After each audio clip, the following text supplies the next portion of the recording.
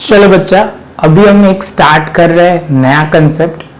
ये कंसेप्ट बच्चा बहुत ही इंपॉर्टेंट, इसके रिलेटेड हम बोल सकते हैं एक्सरसाइज 6.1, इससे कई जगह पे आएंगे लॉजिक, आगे भी आएंगे। तो आपको वो लॉजिक क्लियर करने के लिए पहला पॉइंट आ रहा है लीनियर पेयर।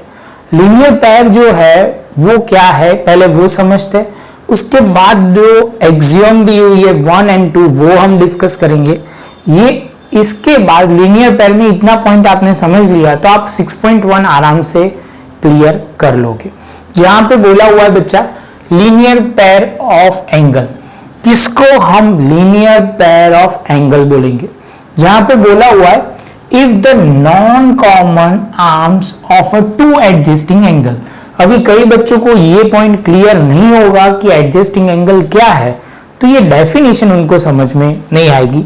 लेकिन कई बच्चे 2-3 वर्ड याद रख के काम चला लेते हैं और उसका काम भी हो जाता है। लेकिन जिनको एकदम प्रॉपर समझना है कि लीनियर पेयर बोलते किसके है, तो ये पॉइंट उनके लिए बहुत जरूरी है कि non common arm of two adjusting angle form a line, then this angle are called linear pair या लीनियर पेयर ऑफ एंगल।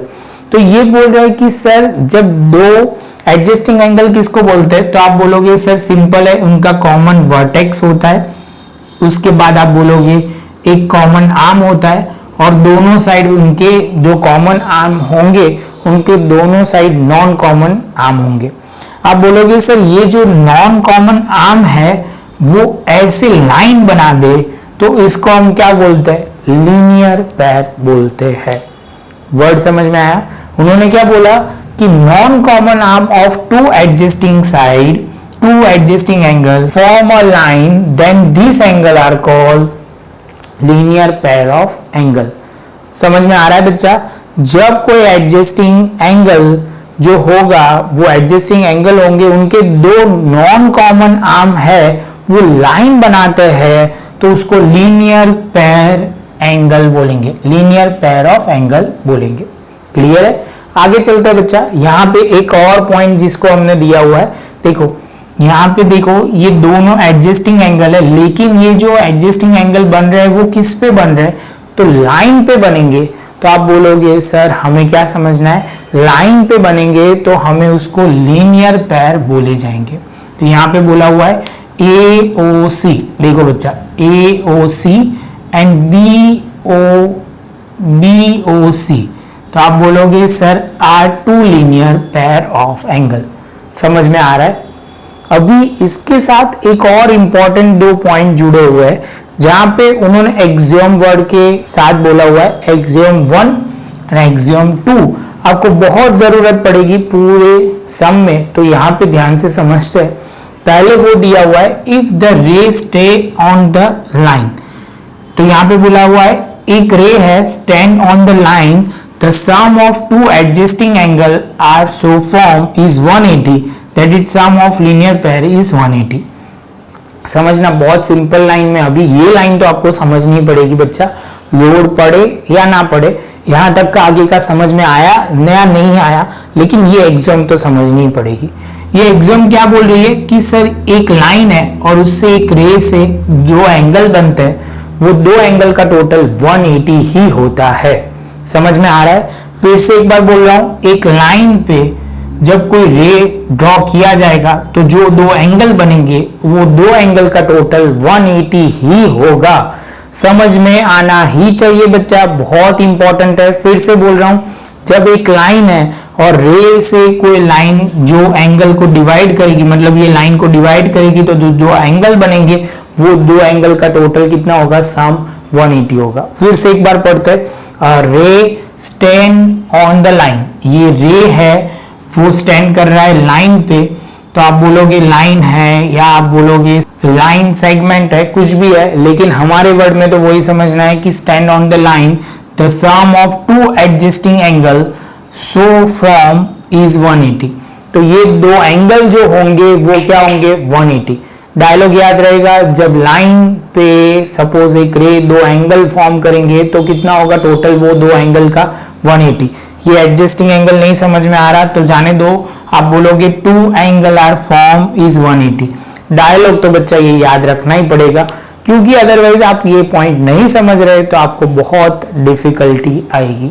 फिर से एक बार बोल रहा हूं, जब एक लाइन है और उस पे एक रे ड्रॉ किया जाएगा या स्टैंड किया है, मतलब वो है लाइन, उस पे एक रे है और उसकी वजह से दो एंगल फॉर्म हो रहा है, दो एंगल का सम कितना होगा 180 होगा, उसको लीनियर पेयर बोली जाएगी।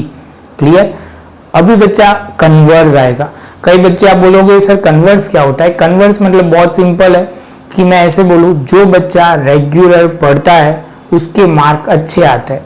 ये सिंपल बात हुई, एक स्टेटमेंट दिया हुआ है, जो बच्चा रेगुलर पढ़ेगा उसके मार्क अच्छे आते हैं। अभी डायलॉग को चेंज करता हूं, वही बच्चे के मार्क अच्छे आते हैं जो रेगुलर पढ़ते हैं वो लोग के। समझ में आए? वही बच्चे के मार्क अच्छे आएंगे जो रेगुलर पढ़ते हैं, तो इसको कन्वर्स बोलते हैं। यही स्टेटमेंट को अभी ये अलग लैंग्वेज में बोलेंगे, लेकिन कहने का मतलब उसका कन्वर्स होगा। वो बोल रहा है कि जब दो एंगल का टोटल 180 आएगा तो ये जो होगा जिस पे ये स्टैंड कर रहा है वो लाइन होगी या लाइन सेगमेंट होगी, ऐसा बोल रहा है, या रे बोल सकते हैं।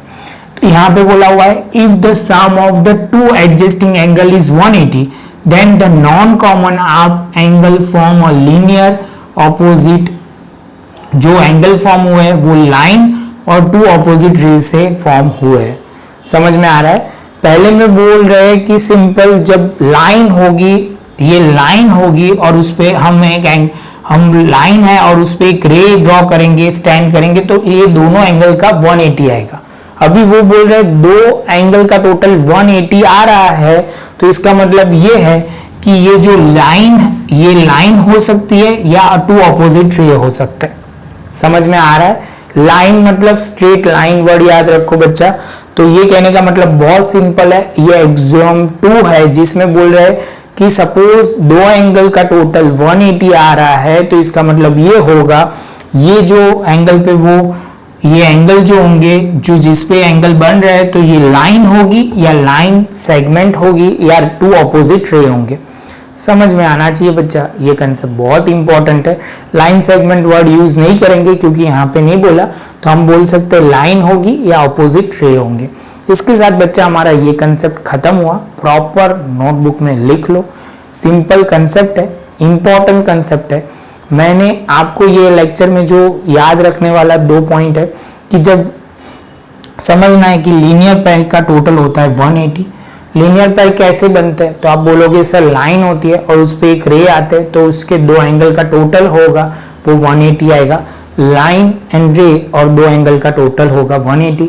और एक्सियम 2 क्या कहती है? तो आप बोलोगे सर एक्सियम 2 वो बोलती है कि सपोज दो एंगल का टोटल 180 आता है, इसका मतलब वो है कि ये जो है वो नीचे जो होगा वो बेस होगा, वो लाइन होगी या ऑपोजिट रे होंगे। बस बच्चा यही कंसेप्ट को आपको प्रॉपर समझना है। नहीं समझ में आया तो 2 बार 3 बार 5 बार जितनी बार देखनी है बच्चा, लॉजिक तो यही रहेगा। लेकिन आपको एक डायलॉग याद रखना है, एक सिंपल, कि दो एंगल का टोटल 180 होता है तो इसको लीनियर पेयर बोलेंगे। क्या बोलेंगे बच्चा? Linear pair. दो एंगल का टोटल, कहां बोल रहा हूं? दो एंगल का टोटल 180 आ रहा है तो उसको हम क्या बोलेंगे? क्या बोलेंगे बच्चा? Linear pair. इसके साथ बच्चा हम लेक्चर खत्म करते हैं। प्रॉपर नोटबुक में बच्चा लिखना, जिससे आपको बहुत क्लैरिटी आएगी। अदरवाइज कहीं ना कहीं कंफ्यूज आप होते रहोगे। थोड़ा लेक्चर बड़ा भी हुआ, 10 मिनट का ये पॉइंट हमने एक ही लाइन को डिस्कस करा हुआ है। प्रॉपर समझोगे तो बच्चा क्लियर हो जाएगा। मिलते हैं नेक्स्ट लेक्चर में नए एग्जाम के साथ।